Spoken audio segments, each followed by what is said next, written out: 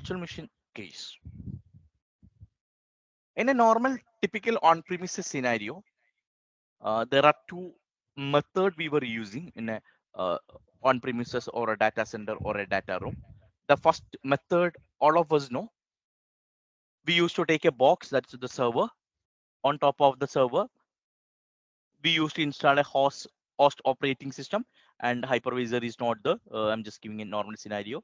And on top of that, we used to install a application. That was the first scenario. Now later on, we came to know that we are not utilizing the server. That's the reason we came with a concept called hypervisor.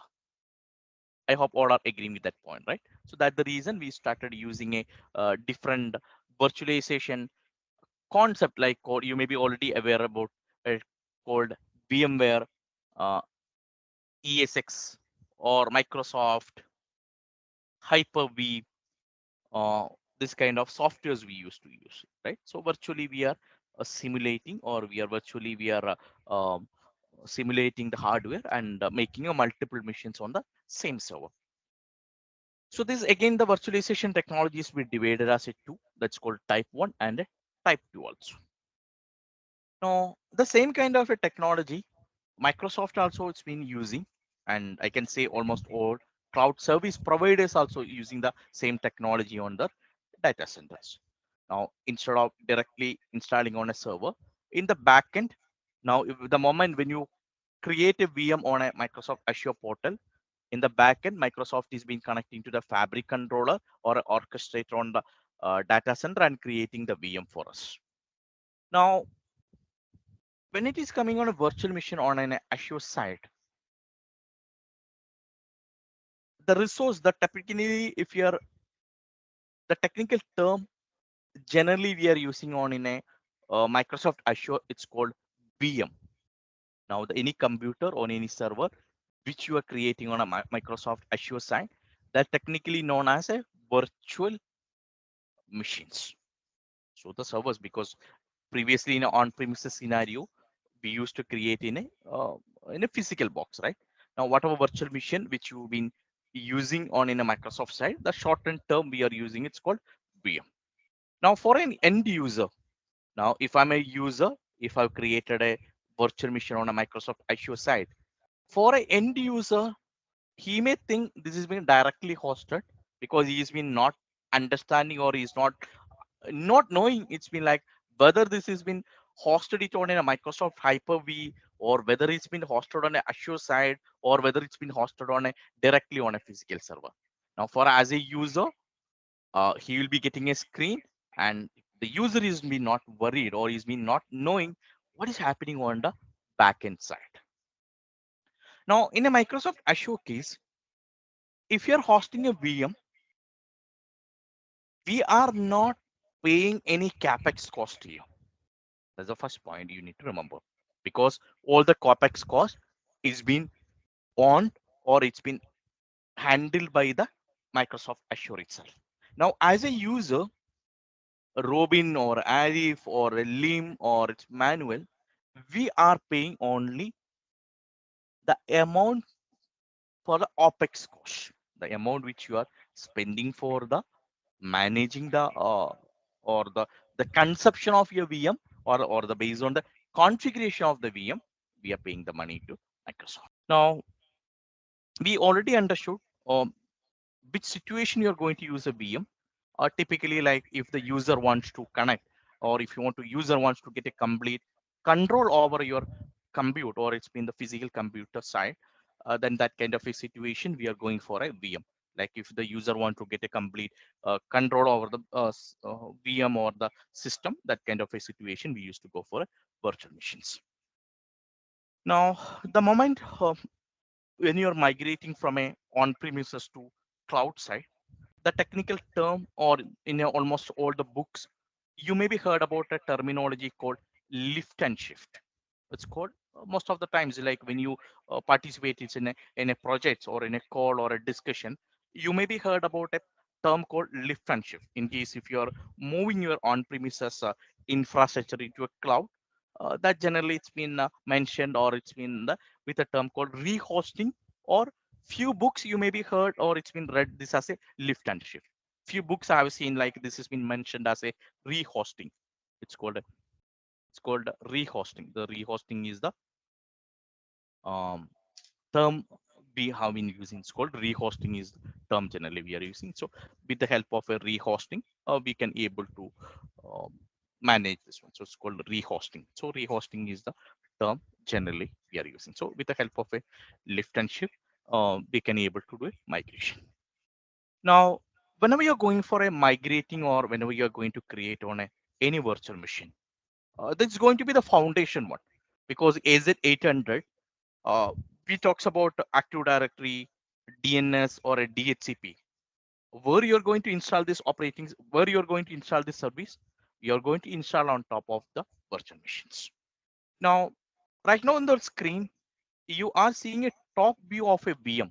Once the VM is being installed, what are the components are associated with this one?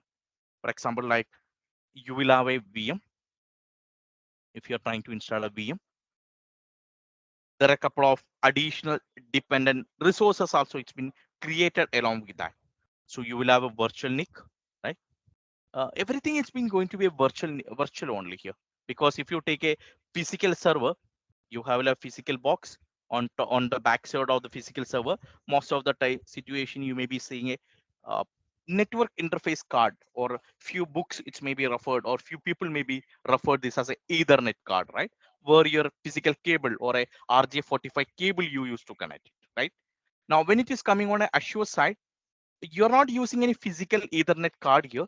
Instead of that, you will be using a concept called virtual network interface. That's called VNIC. That's the topic called VNIC. So I'll be covering this one. Nothing to worry about that. So we'll have a concept called VNIC in a Azure side. In a on-premises side, how this has been connected. This has been connected with the help of a network interface card. That's a physical Ethernet card. So you have a different vendors are available, and with the help of that, we are managing that also. And you may be configuring a network teaming, and you will have multiple network cards, different speed of cards you may be available in a on-premises or a data center side. Now, when it is coming on a Azure side, this has been configured with the help of a concept called VNIC. That's called Virtual Network Interface. Now, I'm trying to share you some information about how the VM is being configured here. It's been like you have a VM here. Now, VM is once you have configured a VM, along with the VM, we understood there is a VNIC card is been automatically it's been created. I hope this point has been clear. What is the purpose of a VNIC card here? Because with the help of VNIC only, we are making all kind of a communication. If you want to communicate from one virtual machine to another virtual machine, that communication is being passing through this VNIC card only, right? This is kind of a gate or it's a front door. So right through this door only, all the incoming the right term which you are using on in a Azure, that's called inbound. The technical term which you are using, it's called inbound, not the incoming. And the communication which is going outside, that is known as outbound. So inbound and outbound communication is been happening through this VNIC only. I hope this point has been clear. So when you are installing a VM, along with a VM, a VNIC card is been created. Now, along with that, you will have some additional disk also it's been created. Now, if you're considering your on-premises physical VM, you got a box that's called a Cisco or a IBM or it's HP or a Dell physical hardware. You got it right. You already know it inside the hardware, or if you're using a storage, you will have a disk, right? What is the purpose of a disk here? This is one for the operating system, and you will have some disk for saving your data also, right? For saving an Oracle or it's been applications, you'll have a additional data disk also it's been available. Now the same concept has been applicable here also. Now when you are configuring a VM, uh, for configuring your DHCP or a DNS or Active Directory, for saving all the database files or a logs, you need a disk also. Typically, by default, there is a two disk has been automatically it's been created on a Azure side. One is known as a OS disk. Second one is known as a temporary disk. So you'll have a two disk is been available. One is called OS disk and second one is a temporary disk. You have a two disk is been available. Now the point you need to remember, as a system administrator or as a cloud administrator, never entertain any user or ourselves not allowed to save any informations on in a OS disk or a temporary disk. What is the reason behind that? Temporary disk is generally using for saving your page file or a virtual machines or a virtual files or a cache files. So whenever if you're rebooting the server, whatever files you've been created in a temporary disk, that will be cleared. So it's not entertained to save any data on a temporary disk, or it's not allowed to create it on in a OS disk also. So always in a customer or in a production scenario, I recommend you to create an additional data disk. This is one point always you need to remember. Otherwise, customer will say, "Hey, Fawaz, I have created some file on my temporary disk and it's not showing here." So the reason it's like every time if you're rebooting the server or whenever the server is got rebooted, whatever data which you have saved on a temporary disk, that will be auto cleared. Right now, don't worry about this because I'll show you practically how this has been working. Okay, nothing to worry. Right now, end of this session, you need to understand, along with your virtual machine, there are some additional data disk also it's been created. That's a virtual disk. Okay, in a on premises or in your data room or a data center, you may be using a Seagate or a Western Digital physical hard disk you may be connecting, right? Or you may be provisioned from a EMC or a NetApp, right? That's been connected through a LAN. But here, this has been connected in a virtual way. So that is the difference. Now, for making a communication, in a normal on-premises network, we used to use a switch or a router or a hub, and you'll have a particular IP schema or a network structure we were using, right? Similar kind of a networking it's been using here also, that generally known as a virtual network, or in a Microsoft Azure term, this is known as VNet. That's called VNet. It's called virtual network.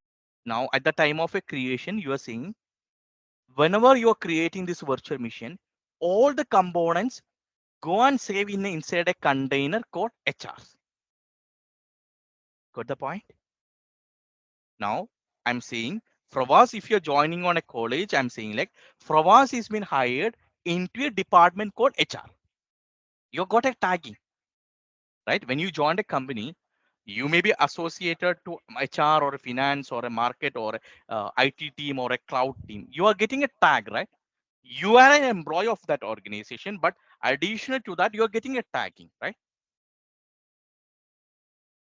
Yes, I think Fonk, we need to wait for this. So virtual network, it's been coming. I'll discuss that one. Okay. From us, this question has been clear now.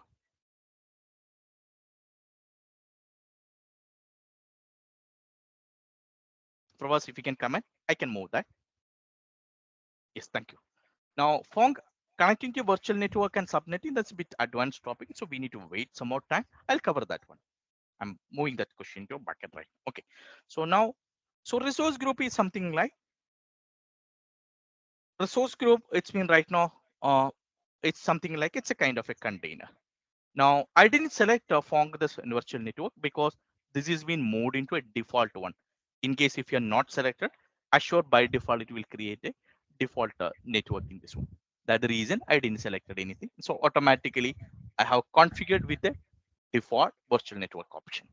Now, in case if you want to do any kind of a customization on the tab, you may be getting an option called disk or a networking. Yes. Now, Dilishan is asking like, can we add multiple VM to the same resource group? Dilishan, you can see it here. Now you see here, like how let's answering to your question. Let's see it on the practical way. Let's create a VM one. Now, Dilishan is asking like, is it possible to create a multiple VM onto the same resource group? Now, Dilishan, if you can see here, I've selected the same resource group here. Okay. I select VM. I given a username and password. Ubuntu I selected. Okay. A review and let's create.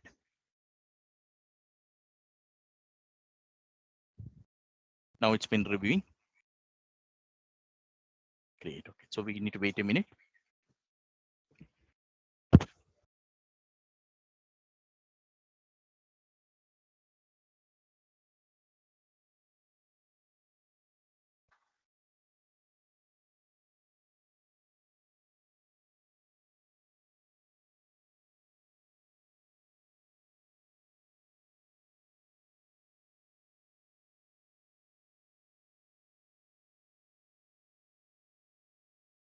Now, right now it's been submission. It's been submitted. We need to wait a minute.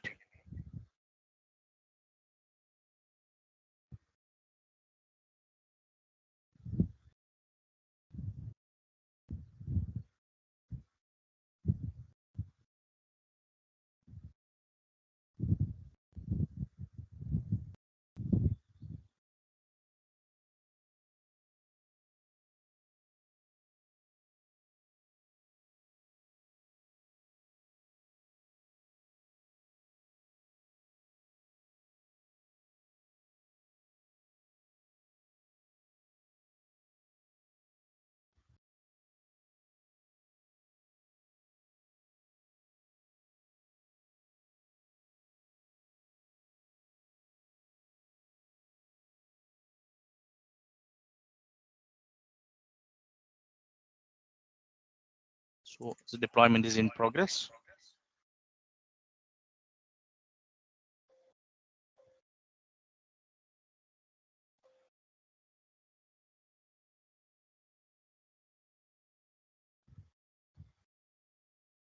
Now we cannot create any sub resource group. That's not possible, answer. There is no option of creating a sub resource group.